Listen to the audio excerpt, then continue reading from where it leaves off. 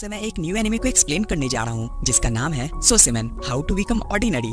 ये एनिमे हाल ही में रिलीज हुई है और इस एनिमे की IMDb रेटिंग है 8.2 की। तो तुम इससे समझ ही सकते हो कि ये कितना ज्यादा अच्छा होगा। तो चलो बिना टाइम वेस्ट किए शुरू करते हैं। एपिसोड की शुरुआत में एक लड़का ये चेक कर रहा होता है कि वो पास हुआ कि नहीं। वैसे इस लड़के का नाम कोबाटो जोगड़ो होता है और जब वो अपने एग्जाम में नंबर को सामने की बोर्ड पर देखता है तो वो खुश हो जाता है। एंड देन उसे एक मैसेज आता है। उस मैसेज में लिखा होता है कि तुम कहाँ हो, और वो इस मैसेज को देखकर इधर उधर किसी को ढूंढने लगता है और आगे जाकर एक लड़की से मिलता है। उस लड़की का नाम यूकी ओसनाए होता है। ओसनाए-सान कहती है मैं पास हो गई, और कोबाटो कुन से पूछती है कि तुम्हें तो एडमिशन मिल ही गया होगा ना। तो कोबाटो कुन बोलता है ओसनाए-सान तुमने भी कर लिया, ये तो बहुत अच्छी बात है। और उसे कहता है कि बाहर बहुत ठंड है, मैं अपने घर जा रहा हूँ। तो ओसनाए-सान उसे रोकते हुए कहती है कि क्यों ना हमें इसे सेलिब्रेट करना चाहिए। तो कोबाटो कुन मान जाता है। देन ओसनाए-सान किसी को देखकर कोबाटो कुन के पीछे छुपने लगती है। कोबाटो कुन कहता है कि ये तो तुम्हारी क्लास में थी ना। तो ओसनाए कोबाटो कुन को इशारों में कहती है, जो कि वो समझ जाता है और कहता है कि शायद उसका एडमिशन नहीं हुआ और लगता है कि मैं एक ऑर्डिनरी पर्सन बनने में फेल हो रहा हूँ। कि तभी उन्हें कोई आवाज लगाता है जिसे ओसनाए कोबाटो कुन की दूसरी साइड चली जाती है। कोबाटो कुन इसे देखकर कहता है अरे देखो कौन आया है। तो वो लड़का कहता है कि ये कितना बुरा था। वैसे इस लड़के का नाम दोजिमा केनको होता है। कोबाटो कुन कहता है आपसे मिले हुए काफी टाइम हो गया।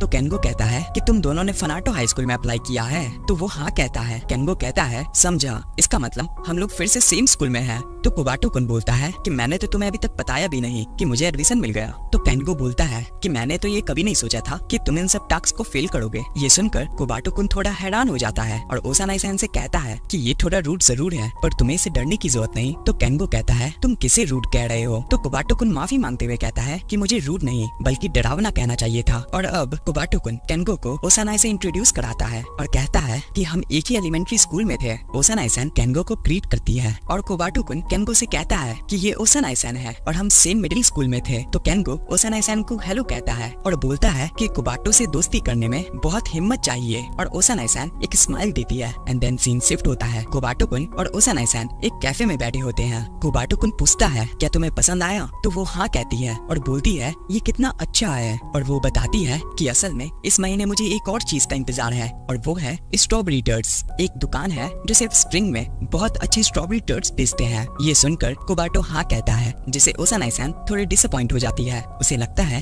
कि वो कोबाटो कुन को बोर कर रही है। तो कोबाटो कुन कहता है कि मुझे लगा कि तुम्हें पहले से ही पता होगा कि मुझे ज्यादा स्वीट्स नहीं पसंद क्योंकि मेरे घर स्वीट्स की स्मेल हर टाइम रहती है। तो ओसनाए कहती है मुझे तुमसे जलन होती है। तो वो कहता है कि जब रोज होता है तो थोड़ा ज्यादा लगने लगता है। तो ओसनाए-सान कहती है तुम्हारे पेरेंट्स जो जापानीज मिठाई बेचते हैं वो ज्यादा मीठी नहीं होती, वो रिफाइंड है बट वो एक अच्छी दुकान है पर मेरे टाइप की नहीं। और वो अपने पसंद के स्नैक्स को बताने जा रही होती है कि तभी कोबाटो कुन कहता है कि तुम्हें वेस्टर्न स्नैक्स पसंद है जो बहुत मीठी होती है और अलग अलग वेराइटीज में आती है लाइक बटर एंड बैंडी, पर तुम्हें इंटेंस फ्लेवर पसंद नहीं, तुम सिर्फ परफेक्ट बैलेंस स्नैक्स को पसंद करती हो। ये सुनकर ओसनाए खुश हो जाती है और वो कोबाटो कुन को कहती है कि दोजिमा कुन किस टाइप के पर्सन है। तो कोबाटो कुन बोलता है कि क्या तुम्हें सच में जानना है। तो ओसनाए कहती है कि मुझे डर है कि वो तुम पे बोझ न डाल दे, मुझे ऐसा किसी के बारे में नहीं कहना चाहिए जिससे मैं अभी ही मिली हूँ। तो कोबाटो कुन बोलता है तुम सही हो, वो बिल्कुल भी एक ऑर्डिनरी पर्सन नहीं है और कहता है कि एक ऑर्डिनरी इंसान कभी भी स्टैंड आउट नहीं होना चाहिए, उन्हें हर दिन शांति से बैठना चाहिए और उस शांति में जो भी इंटरफेयर करे उसे बचाने के लिए हर एक मुमकिन कोशिश करनी चाहिए। पर तुम चिंता मत करो, केनको एक अच्छा लड़का है। तो ओसनाए-सान कहती है वो मुझे और भी चिंता में डाल रहा है और फिर वो अपने स्ट्रॉबेरी केक को खाने लगती है। और सीन शिफ्ट होता है, हमें फनाटो हाई स्कूल दिखाया जाता है। कोबाटो कुन कहता है स्ट्रॉबेरी टर्ट्स। तो ओसनाए कहती है हाँ मैंने तुम्हें बताया था ना उस स्प्रिंग एक्सक्लूसिव शॉप के बारे में। उस दुकान का नाम अलाइस है जो बहुत सारे स्ट्रॉबेरी से बनाती है। तो कोबाटो कुन कहता है वो ये तो एक्साइटिंग लग रहा है। तो ओसनाए-सान कहती है आज सेल का आखिरी दिन है तो क्या तुम मेरे साथ चलोगे। तो कोबाटो कुन कहता है कि एक पर्सन को एक ही मिलेंगे। ओसनाए-सान हाँ कहती है और बोलती है कि अगर हम जल्दी नहीं गए तो सेल एंड हो जाएगा। पिछले साल जब मैं 4:30 PM में गई थी तो उनके पास सिर्फ एक ही बचा था। तो कोबाटो कुन अपने फोन को निकालकर टाइम देखकर कहता है ये दुकान यहाँ से कितनी दूर है। तो ओसनाए-सान कहती है कि अगर हम पैदल चले तो कम से कम 20 मिनट लगेंगे। तो कोबाटो कुन कहता है कि हम पहुँच जाएंगे। और तभी उसे केनको की कॉल आती है और उसे कोबाटो कुन की हेल्प चाहिए होती है। तो कोबाटो कुन पूछता है कि तुम्हें मेरी हेल्प कितनी देर के लिए चाहिए। तो वो कहता है आधे घंटे के लिए। तो ये सुनकर ओसनाए-सान कहती है अगर वो सेल आउट हो गई तो फिर मुझे अगले स्प्रिंग तक नहीं मिलेंगी। तो कोबाटो-कुन कहता है कि हम इसकी रिक्वेस्ट को मना नहीं कर सकते